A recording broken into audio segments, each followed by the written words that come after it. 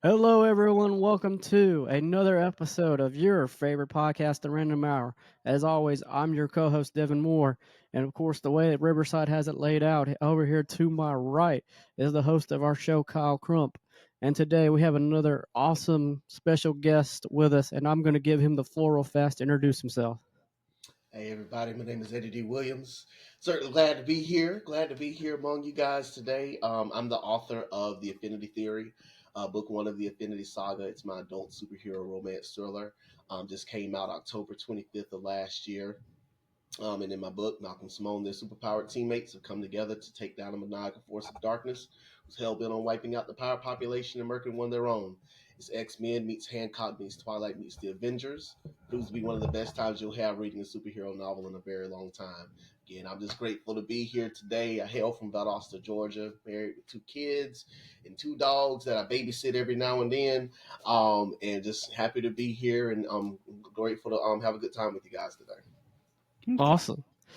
All right, Eddie, I'm going to dive in with our first question here. And the first question we got for you is what got you into writing? Honestly, I started writing off of Dare. My friend and I, 3 years ago, I was working at the prison here in town, and we were sitting in the office one day talking about pipe dreams. And this lady, my best friend, she could motivate a pebble to become a mountain. She just gives you so much inspiration. She's like, dude, you got all this talent in you. Why haven't you done something with it? And I'm like, I don't know how to write. I don't know what writing's about. Wouldn't know what to do. And so every day for like 3 weeks straight, she's like, have you started writing yet? Have you started writing yet? Have you started writing yet? Have you started writing yet? And I was like, fine, I'll figure out what to do. And so sure enough, I started doing the research and thinking about, all the things that I've loved over the years, superheroes, drama stories, cop shows, the MCU, and all those things kind of came together. And that's how my writing journey began, man. I was just dared to do it, and I gave it a shot and did the research and did what was necessary to get it all done, and the rest is history. Okay. Awesome. Awesome, awesome, awesome. Go ahead, Kyle. So we're a bit of a nerds and sundries podcast here. So, what are some things you nerd out about? Oh gosh, man. Music is something I'll nerd out on in a heartbeat. I love knowing like, different instruments that are being in the music and how they flip from one cadence to another, or if someone samples a song, I know what song they sampled and where it came from. And so um anytime I hear something that kind of just gets me going, and somebody standing next to me, I'll be like, "Ooh, did you know that this happened and that happened and this is why this does this and how they do this octave and that sort of thing." And so I'll nerd out in a heartbeat over some music any day of the week. And then anything movie related, anything that I'm watching, I'll have to keep myself quiet because I want to talk about the fact that, oh, this is so dumb, and let me tell you why. Because if this was happening in this time and that didn't this, and so watching movies can sometimes be an adventure with me, or watching TV shows because a lot of what I love about storytelling is embedded with all the things that we see, and so I've even got my daughters into it now, where they'll sit there and they'll analyze the crap out of shows. Now we were watching an episode of 911, and they were doing flashbacks in the middle of the episode, and my daughters were going ballistic because they were like, another flashback. My daughter literally turned the TV off. She was like, why are we doing flashbacks right now? Just give us the action. And I was like, oh no, look what I've done to my kids. I've done this to my children. I'm so sorry. But I'll nerd out on a TV show in a heartbeat, especially if it's some continuation of something, or with the MCU. We talk about the Easter eggs. Oh, did you know this is supposed to be over here, and this came from this, and so yeah. Between music, movies, and TV shows, I'll nerd out in a heartbeat. Okay. Lord, see, Kyle, look, I got you a special friend on our other movie podcast, Popcorn Buckets. A certain somebody love to hit me with 50 fun facts about a Yeah, yeah, movie yeah, yeah, yeah. Yeah. or a reptile. I love it. I love it. Kyle? Did you know who directed this movie and he also Yeah. directed the other movies too? That's me. That's No, me. no, no, Yeah. no, no. Kyle goes one and beyond. You want to tell him about the Pirates of the Caribbean series we did there, buddy? Oh, so I just gave a bunch of pirate fun facts that were not so fun. Like what was it? Keel turning, which Yep. is when they it's like a bunch of pirate code stuff. So when they like break a rule, it's like the most severe punishment they can get. So they'll take a rope, go underneath the boat, tie both arms, and then they'll pull them. And if they survive, they're off free. But there's barnacles they could drown. Uh, Yeah. so many things can happen. So many bad Right. things. Uh, Yo. yeah. That's my kind of party. Hmm. See, If you that's, survive this. yep. Look, Kyle, I made you a new friend. Look, there you I go. love it. Oh yeah. I love movies. For the Yeah. people, for the people at home, check out our movie podcast, Popcorn Buckets, where Kyle will torture me with 50 fun facts. Ain't you? But hey, speaking of movies, I'm going off the cuff here because I see your T-shirt as well, Eddie. Obviously, you're an OG Power Ranger fan, and you like to Yes. analyze movies. Do you remember the OG Power Ranger movie at all? Any? Yes. Yes. Yes. 100%. Mm-hmm. I was 100%. all in. I was all You're all in. in. Oh yeah. Ah, okay. I I remember love that. that movie too. When you were Yeah. watching that movie for the first time, or maybe when you watch Power Rangers in general, do you sometimes look at it and be like, how do they do what they do? Because that movie had a Listen. lot of off the wall stuff. Listen, and I think what frustrated me the most about it was that when they went back to the show, they didn't pull a lot. They pulled some of the elements, but not a lot of them. Hmm. And so they because they changed a lot of things, it was like, so is this a part of the canon or is this a whole nother universe that happened? Because the movie was fire for a 10-year-old like me. I'm like, bring it in, but then the ooze ain't there no more. Like none of the stuff that they did. I was so I'm continuity buff over here. I don't know nothing about no multiverse yet, but it's like y'all messed it up for me. But hey, this y'all shindig. I'm just here to watch. But no, but I mean, I loved it. I loved it growing up. And so watching it now, obviously we know dubbed and it's kind of corny in the grand scheme of things. But I tell people all the time, my favorite episodes were when the Green Ranger showed up, because before then everything was a one shot. So you have your episode, you have your bad guy, you have your situation, and then we move on. The Green Ranger, that 5 episode snap, was like the first time they've got a boss that can actually take them down. And I was like, they might not survive this. Like they went into this Joker went into the deck. Yeah, he went to the cockpit. He told us not out in there. He went into the arm into the where Zordon lives and went and tore that up too. I'm like, what goddamn? Who is this guy? And I was like, these jokers might not live. Is this the end of the Power Rangers for real? And I remember, like, me and my brother, as we were watching it, we're sitting here like, okay, so how are we supposed to feel about this? Because I don't think they're going to make it. And so it was like one of the first times we actually got to see them be human. Despite the whole school and I got to go to class and all that, we got to really see these jokers in their humanity. And so yeah, no, I was glued in for life. I was locked in for life after that. Like I was like, I want to be the Green Ranger, and then he went white, and so that's why I'm all in. They stole my heart that day when he went into the doggone Megazord and beat them jokers out their own Zord. I'm like, you know what? I don't know what's gonna happen now. It's over with. It's See, over with. and here's my thing too. And Kyle, I don't know if you remember seeing that. I know you've I'm watched not it. there yet. I thought you've watched the Green Ranger arc. I started the Green Ranger arc, and then I haven't got to the part where he's the White Ranger yet. Uh, I got distracted by promptly everything else. It's Listen, all here's good. my thing, because he literally just said, you know what? With that episode in particular, I remember because he summoned the Dragon's Zord, and he's like, you know what? I'm tired of this, and he just hops in there and gets in there with no problem. I'm like, That's what I'm saying. I'm like, there so ain't do you no have the instructions? that. See, and I'm like, Where's the door? No, That ain't the door was unlocked. He just said, I'm gonna I just hop in just here. I'm like, right. I'm feeling this Molly Wop. I don't care about none of this mess. I'm like, did Rita never think of that's what that? I'm like, really? Goldar never thought of that. Like, let me just jump into the Megazord and beat these turtles. Just small space, long sword. Oh, it's over. I'm Right. just like, oh no, it's over. And I'm talking five. It's 5-1. Y'all can't beat one dude down. Nope, nope. Listen, this is also the same series where they got their butt kicked by pumpkins. Remember the Hey, episode? right. And it's just like, dude, how you get Like beat by jack o' my lanterns? jack o' lanterns. This is what we doing now. Okay. Oh All right. man, yeah, no, it's pretty neat. Nice. They done pretty Okay. well. And speaking of Power Rangers, just to have a little more fun here, if you got two follow up questions for you, okay? First one, if you could spar with any Power Ranger, which one are you gonna spar with? Oh, of course, the Green Ranger. I gotta spar with him. I need that for me.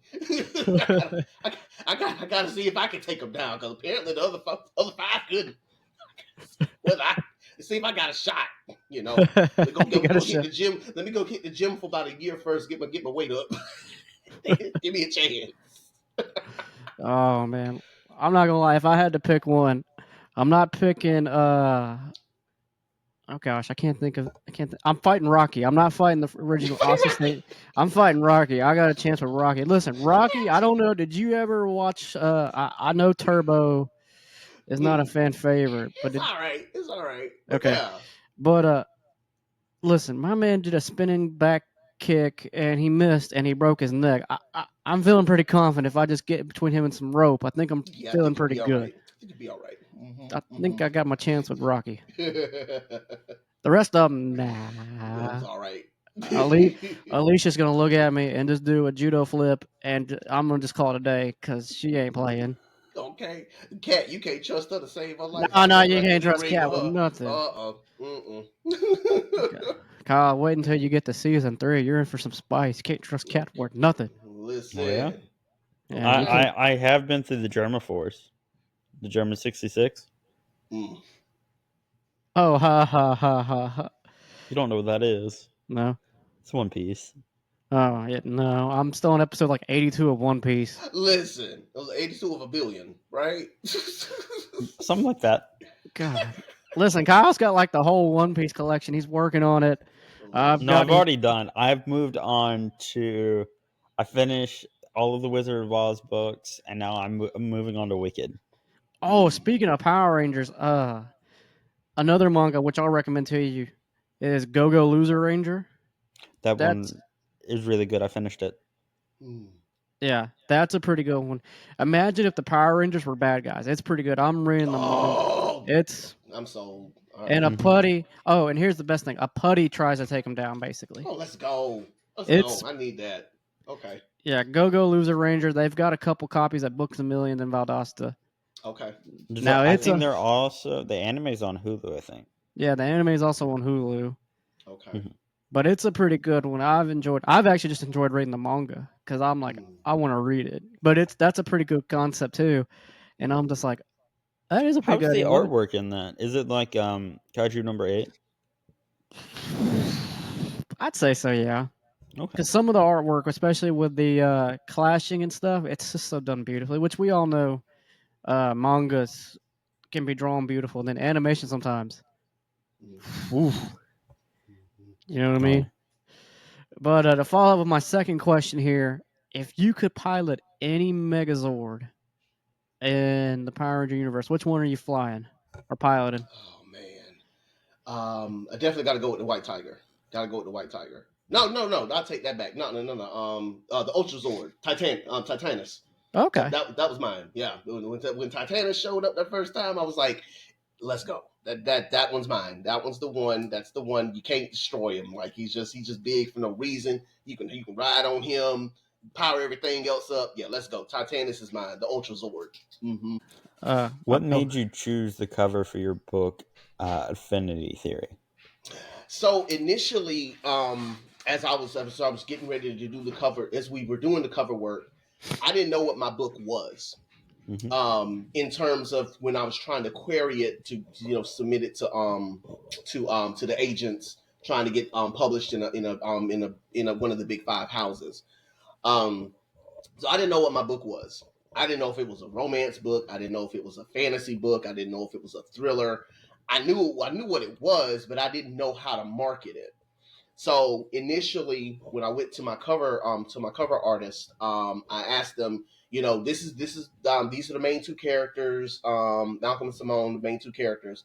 Let's put them in their suits, and have just do something with them. Here's my blurb. Here's my description of them. Go do something with it. And so she did a great job, fantastic job. Um, but the cover made it look like a romance novel. And I was like, this isn't what my book is.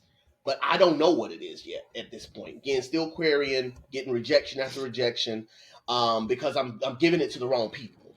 They are like, no, I can't market this. This isn't for me. But they're, again, with the querying, they're not telling me what I'm doing wrong, because they're not going to tell you that. They just want you to go back, resubmit, try again. And so eventually, I found out my book is an adult superhero romance thriller.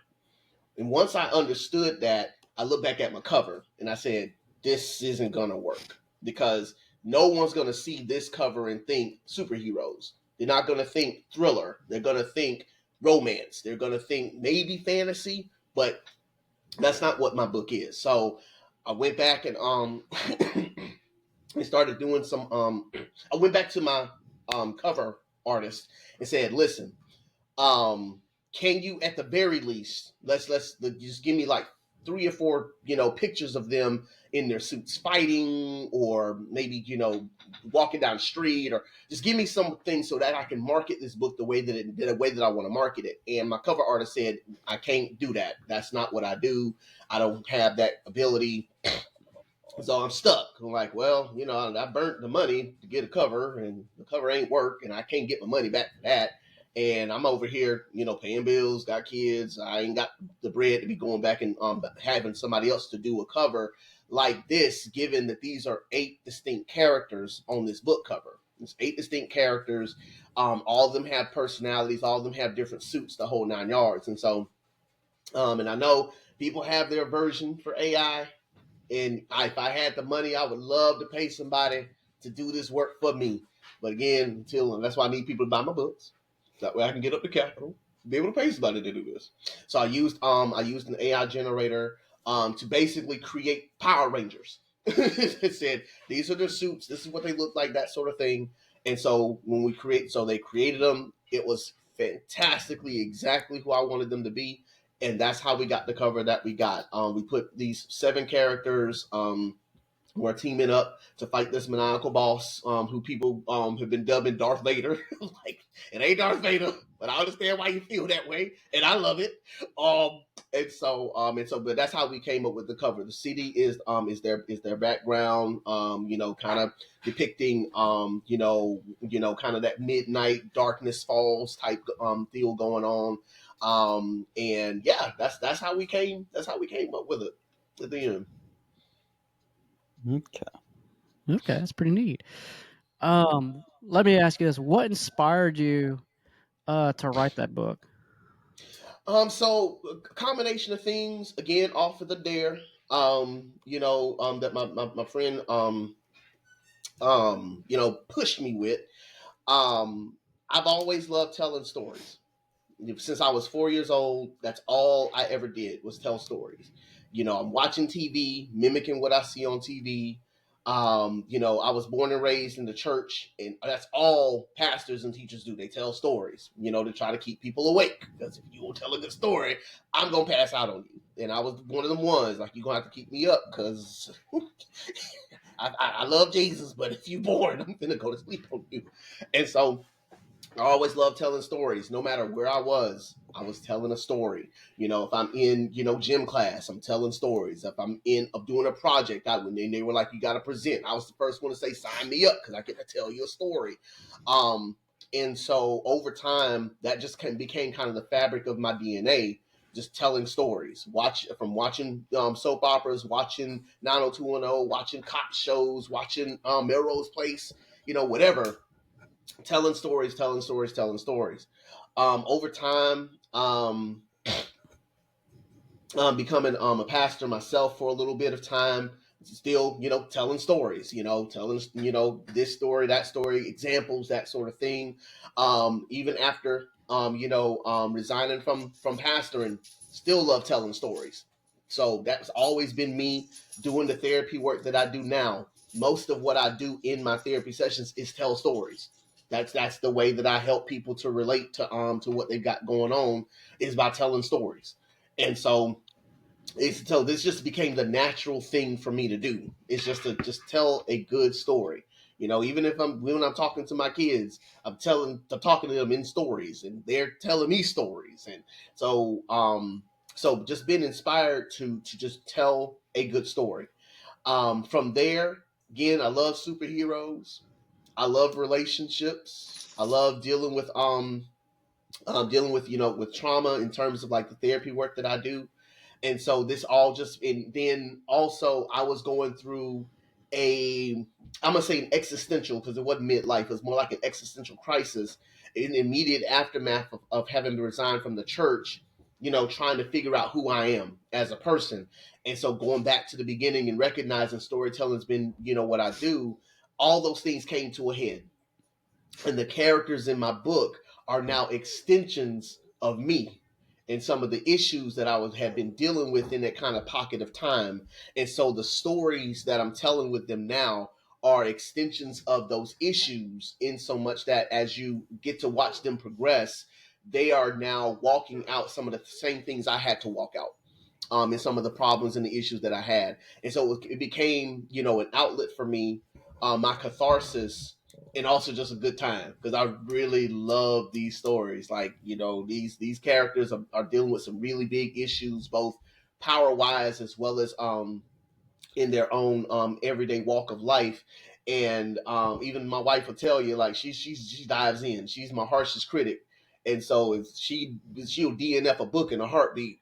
And Mm-hmm. so the fact that she's finished both, the books that I've gotten out, that I've written so far, it just goes to show how good the story is. And so again, yeah, man, I've just been inspired to tell a story my whole life, and that's that spark is never going to go away.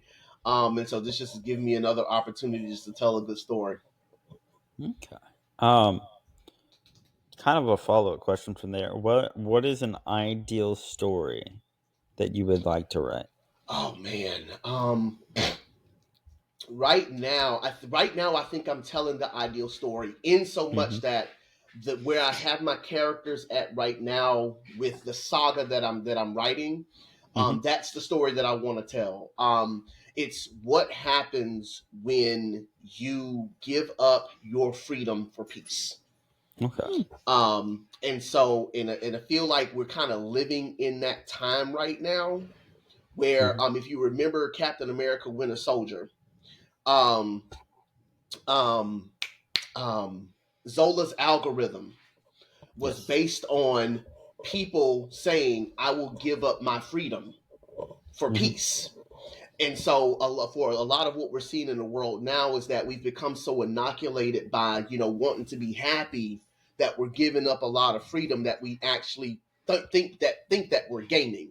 Mm-hmm. And so that's kind of been this has kind of been my swan song of sorts, of how do you tell some how do you what do you do when you're being offered a sense of peace and a sense of freedom, but at what cost are you gonna pay? And so for me, I'm kind of in that space right now of telling the ideal story, because a lot of us right now, that's where we are. We're giving up a lot of what we think is we're giving up a lot of things in thinking that we're gaining freedom, but are we really gaining it, and at what cost?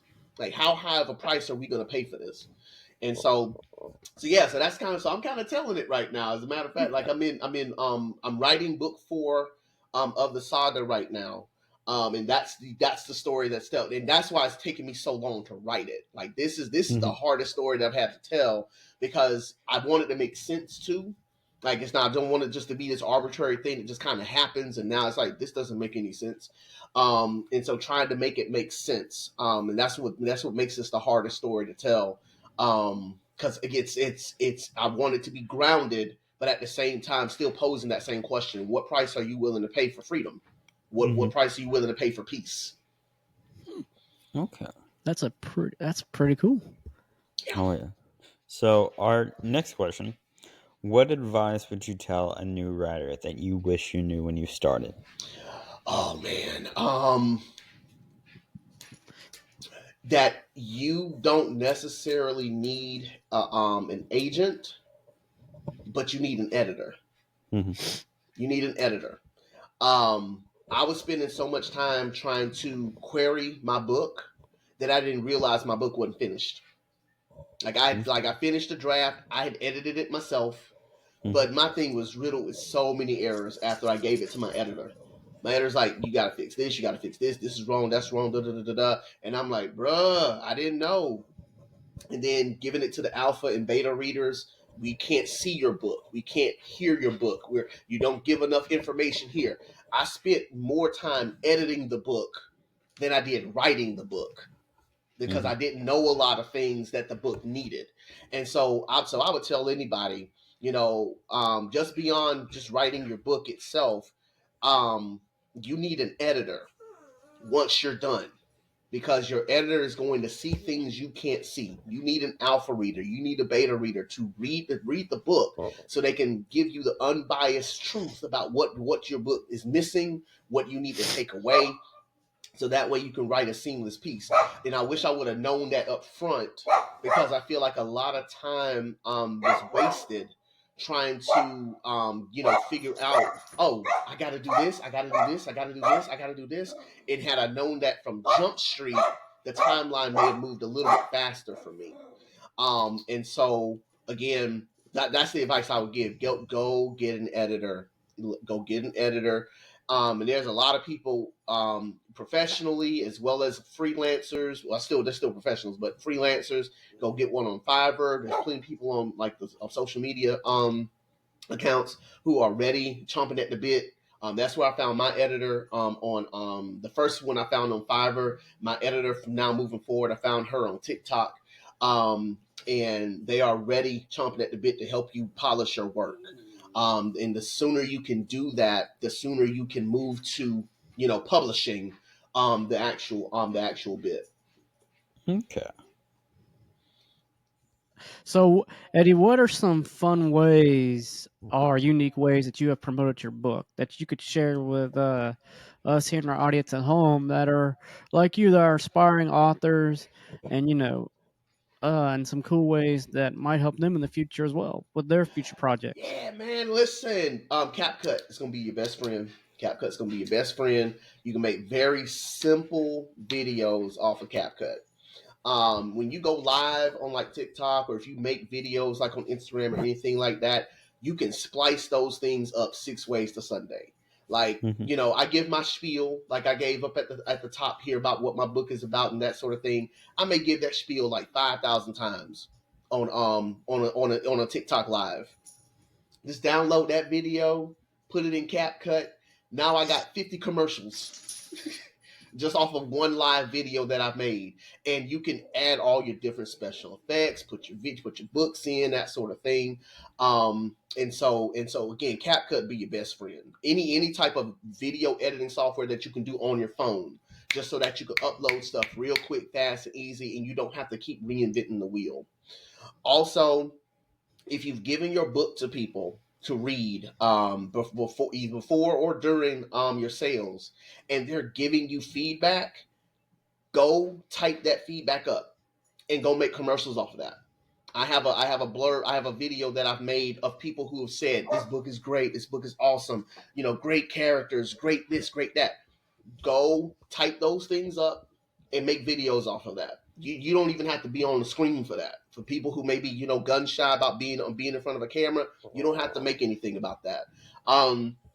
Also, if you have anything like Canva or Photoshop or whatever, and if you have a picture of characters or a picture of your setting or whatever, use that as a backdrop for making things. Again, you don't have to be on camera to do that, and don't take but 5 seconds to put a picture up, type up a blurb, and whatever you're typing up, save it.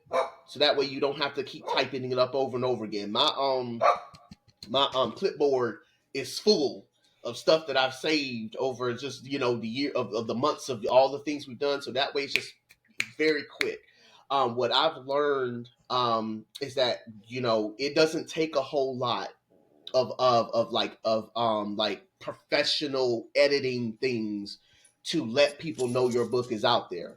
And so it's just a matter of just being in the right moment, in the right place at the right time, and just being consistent. So whatever you decide to do, be consistent with it.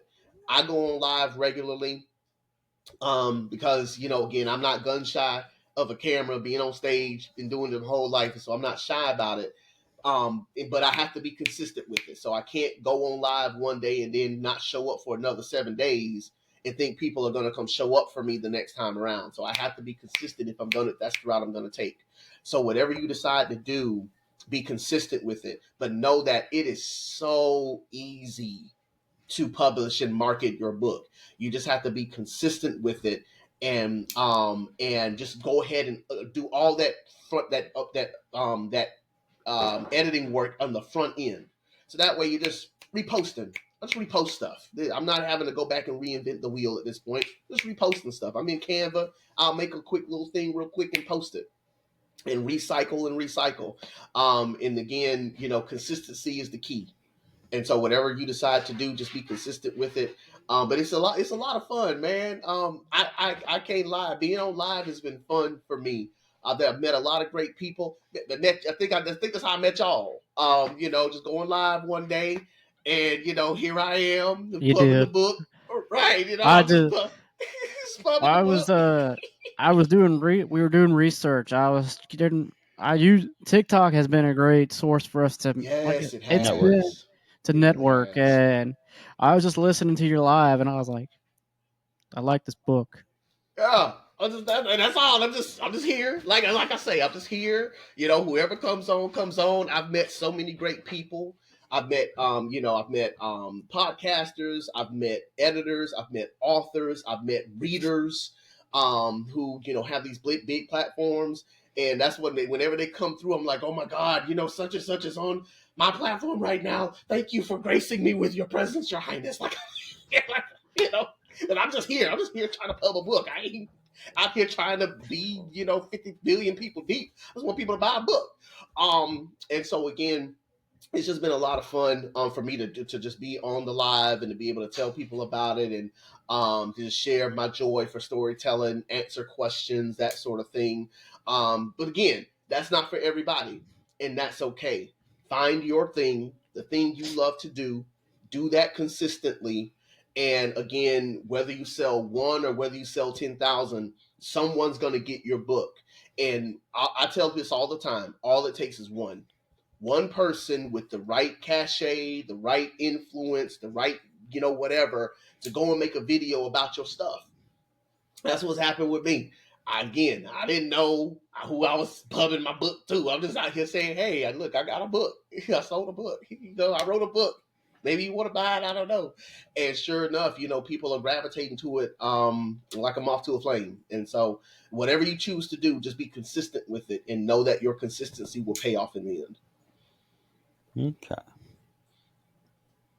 Okay. Kyle, it's your turn. Oh, it is. I'm sorry. I was one ahead. If you could, if you could bring one character from your book uh, to the real life, who would you want it to be and why? Man, it's a 7-way tie. I ain't even gonna hold you, man. I want my whole team, man. But okay.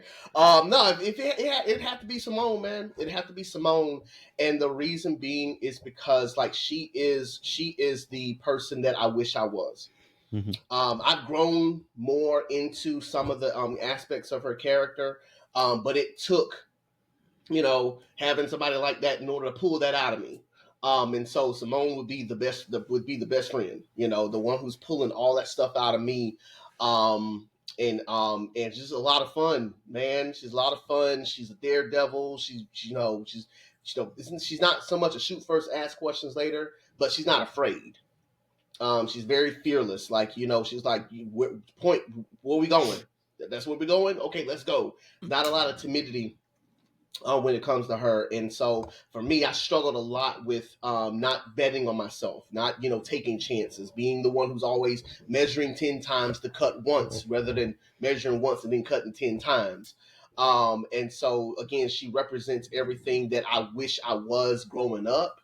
And so that would be the person that I would bring to life, because she again just kind of embodies all the things that that I wish that I would have been, as a young lad, trying to figure things out in the world.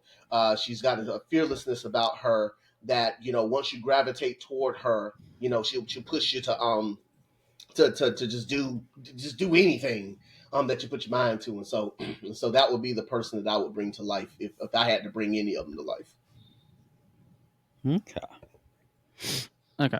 Eddie, if you had to write any superhero, like their novel, okay? If you had to write the novelization for any superhero, who would it be? Yo, let me sit and think about that for a minute. Hmm. I know we ask hard hitting questions here. No, I love that. Nah, this is great. I love it. Um, you know what? Hawkeye. Oh, see, you don't want Hawkeye. Kyle's vote. Yeah, the MCU's Hawkeye, and it's because like his dynamic is so like I think he is the everyman's hero.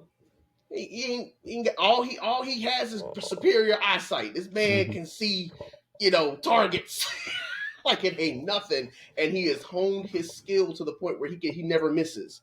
Even like you said in Civil War, looked like you missed, made you look like this man. He can't miss, and so um I would love to like I like what they did with him with the Hawkeye show. They gave us a little bit more humanity, but obviously they were tying everything in with Elena and all that type of stuff. So it really wasn't his show. Bishop, now coming on board. So it really wasn't his show like I hoped it would be.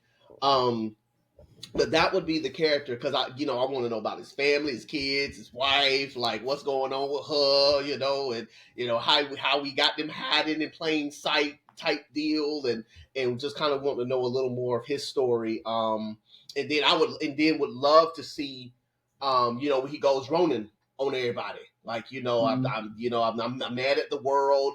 How did this become? How we get down this path? And so yeah, so no, that would probably be my little swan song too, man. And sit and think about ideal book. I think it'd probably be his story. Like I would love to see, from just being this kind of sideline person to coming into the limelight, and kind of being the heart and soul of the team, the wisdom of the team. I got a character in my book named Carl Luther. That's what his role is. He's the soul of the team. He's very wise, very observant, doesn't say a whole lot, but when he speaks volumes. You got to pay attention, and he kind of plays that role a lot. Well, for the team. So yeah, that'd be my person. Yeah, I choose Hawkeye, man. Yeah. Okay. So, what book or series had the most impact on you growing up? Oh yeah. It is right here. Let me grab it off my shelf real quick. Picked it up. Yeah, about a month, so I'll pick that up later. Um, so Lloyd Alexander's The Chronicles of Pryden. Mhm. This is the book. These are the books that I grew up on. I read these books like 20 times. Especially Terran Wanderer, book 4 of the series. Um, the Chronicles of Pryden. Basically, you got a kingdom that's in trouble. Wizards and warlocks and all that kind of stuff going on, and we got to save the princess, save the world. And then the princess becomes a fighter herself, so it's like we get to see her become not the princess in the castle, but we can see Princess Peach, who's running the kingdom. Like I love that. Like yeah, like she ain't out here just being the damsel in distress. She's like, where's my sword? Mhm. what are we doing? But Terran Wanderer was the book that really, shaped how I view all of life. Because the main concept of the book is all you're doing all these things and you have no idea how they're connected. But at some point, everything that you're doing is connected in some way to help you do what you need to do. And so, toward the end of the book, and I won't spoil it for anybody, but everything that he's learned throughout this book has now come together for him to do what he needs to do in this kind of battle that he has to face. And all the while he's complaining, why do I gotta learn how to do this? Why do I gotta learn how to do that? Why do I gotta do this? This is dumb. This is stupid. This is pointless. And it's like, oh, now I see why I had to do all the things. And that's kind of been a mantra for my life, that everything has purpose, everything has meaning. Whether it's a lesson to be learned, or whether it's something you gotta get your chops licked, or whether you gotta pay your dues, or whatever the case is, everything is happening with purpose in mind. And so nothing is ever wasted. And it all leads to a culmination. Shoot, that's how this book came out, man. My book, The Affinity Theory, came out. I never in a million years would have thought that all the years that I spent learning how to podcast, would come together in such a way to where now I'm doing a podcast for the book. I never would have known that, all the storytelling that I did all these years between playing in the backyard or watching TV or doing presentations in class would come together to write a book. I never would have anticipated that grabbing all the computer programs to learn how to create billboards and pictures and things like that, and symbols and all that will come together to help me do this book. And so, just like Terran Wanderer, all the things have come together in such a way to where I'm able to now do what I do. So yeah, that's the Chronicles of Pride, man, hands down. Okay. Sorry, on the next one. If you could have any superpower, what would it be? Oh, I want to fly. I'm tired of gas. I'm tired of gas. I'm tired of gas. If it's just me and I'm by myself, I don't want to have to get in my car. I just want to get up and go. I don't want to have to worry about gas. I'm sick of gas, man. Sick of gas. Gas can't make up his mind whether it will go up or down. And if it's just me by myself and I want to go to the store, I just want to go grab just something. Hey, I ain't trying to buy groceries. I ain't trying to buy nothing that's gonna require a cart. Get up and go. I just want to get up and go. So now I'll be able to fly. Hands down. It's easy. Follow-up question on that. What would be the worst power that you think you could have? Oh man, the ability to read minds. Yeah. Because you can't never shut it up. Like, you would have to spend most of your life trying to learn how to dampen it. And I would hate that. I would hate having everybody's thoughts in my head. So being a therapist, right? Being a therapist, I already got to deal with dealing with people's minds, and trying to help them figure out their stuff. And sometimes it's a puzzle trying to get through some of the people that I talk to. So I can only imagine if I'm hearing everybody's thoughts every day, especially the early years, because I don't think I'm crazy.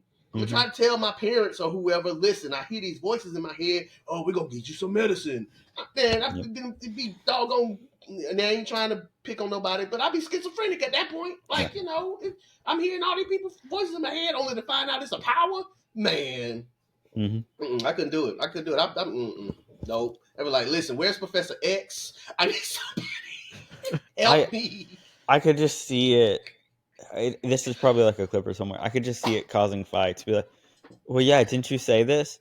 Right. How did you know that? Right. That would be awful. Oh my gosh. Ain't nobody got time for that.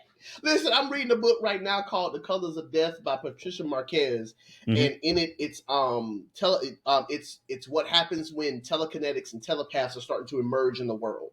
And so they've got a whole government system that's trying to rate people, and if they're dangerous, if they're safe, that sort of thing. One of those people is one of those telepaths is a detective, and so she literally spending most of the book trying to dampen her power, because again, she can hear everybody's thoughts, and it's too much for her. And I can only imagine if grateful she's only like a level 3 or 4, if she were a 7 or 8, we would be having a whole different conversation about what she's doing and how she's doing it, man. So I could not have. You can have all that. I thought it'd be a Okay. great power at one point, but I could just imagine the work it would take to get to a point where you can control it, Hmm. and let alone then have to maintain control. Nah, bro. Not to mention, going to any public area would be Any public, awful because everybody all at everybody. once. Yes, like you can't go to Disney World, you can't go to Universal, you can't go to the movies, you can't go Nope. to a restaurant. Like you, everything got to be. You definitely look. Prime gonna be our best friends. Then DoorDash gonna be our best friend for Yep. real. I ain't going nowhere. I ain't got my time for that. Mm-mm. Oh yeah. Nope. So Mm-mm. back to you, which you came here for. What lasting impact do you want your book to leave on your readers? Oh man, just that we all can be heroes. Okay. We all can be heroes. The thing that I love about my book, compared to others, is that this is not a coming of age story. Hmm. My characters are grown and they know how to use their powers, and because of that, I feel like that elevates the story in such a way to where the powers are actually not the point. And so you really get to see the humanity of my characters. You get to see them act, in regular ways, hanging out with their friends, spending time, being in relationships, that sort of thing. And it really just, shows that we can all be heroes. Like it doesn't matter who you are, which background is, black, white, purple, pink. It doesn't matter that we can all be heroes, just like we can all be villains. We can all be, good guys, bad guys, the bosses, the people that are, in the background. We can all be heroes, and so um, that's really the lasting impact I want to make. Once a person reads this book, is like I can see myself in this book, and so that's the point that I hope to drive home with all of the books once they're all released. And so yeah, man, we're all heroes in this. I've been wanting to say it's Morphin time since I was 5 years old. So it's kind of my way of being able to do that. Kyle, that was a Power Ranger reference. Don't worry, he's not going to morph into an animal. I mean, if he wants to more, I would just prefer him doing on the podcast. That's how we go viral. He just morphs into an eagle. Like, Oh, oh, that's all right, funny. this clip is definitely going on every platform. I know, right? Oh man, well Eddie, where can the people at home find you?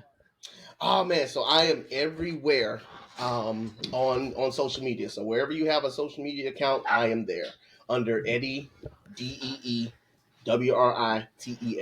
Eddie D Writes. Um, I have a Shopify store. Let me get my book real quick. I have a Shopify store in which you can get your copy of the Affinity Theory. If you buy directly from me, I will sign your book as well as give you a bookmark as my way of saying thank you for joining the Affinity Theory and Affinity Saga family. For you guys, for allowing me to be on the show, I'm going to, I'll talk to y'all later on, get your Hmm. addresses because I want to send you guys a copy of the book signed by me as well as a bookmark as well. It's my way of just saying thank you for letting me on the show today. So that's good. That'll be coming y'all's way. I'll get y'all's information later on.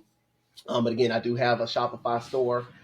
Wherever I am, my links are there. I'm on Linktree under Eddie D Writes. If you go to Linktree and find me there, the store is in my Linktree. So you don't even have to go anywhere. Just go to the Linktree, it's there. But anywhere, Instagram, Facebook, YouTube, TikTok, Lemonade, fan base, wherever, because we don't know where TikTok gonna go at some point. So we're trying to figure out where the next place is gonna be, where we're gonna land. But I'm everywhere under Eddie D Writes, and from there you can secure your copy of the book. You can also find the book on Amazon, Barnes and Noble, Books a Million, wherever you get your books online. I'm not in the bookstores yet. We're working on that right now to try to get some books in the stores.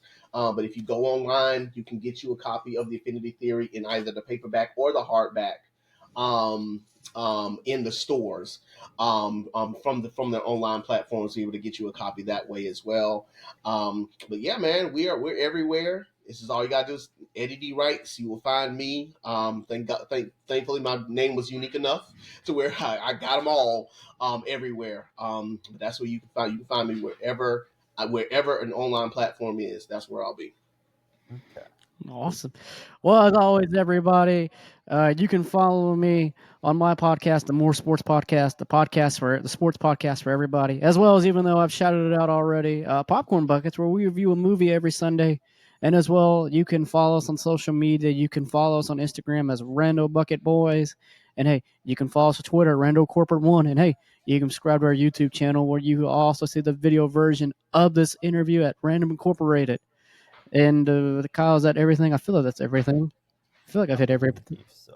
I'm just double checking our links to make Yeah. sure I all the think that's all. stuff's synced. It's been a hot minute since we recorded. I'm just like, oh boy, I think I forgot the outro.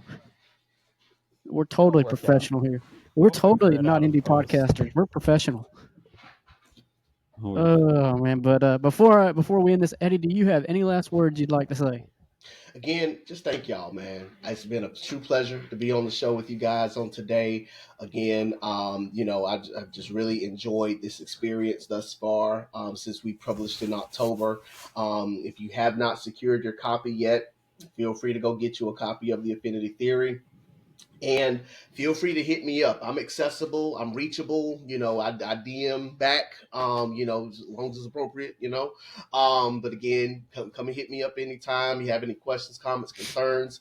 Book 2 of the Affinity Saga is coming out later this year. And so check out my profile. The cover is already ready and has been put on the platform for everyone to see. So get ready for that. But again, I just thank y'all so much for the opportunity to be on your podcast. And if you ever want me on here again, I'm just a hop, skip, and jump away, man. Just let me know. Oh man. Well, until next time, everybody.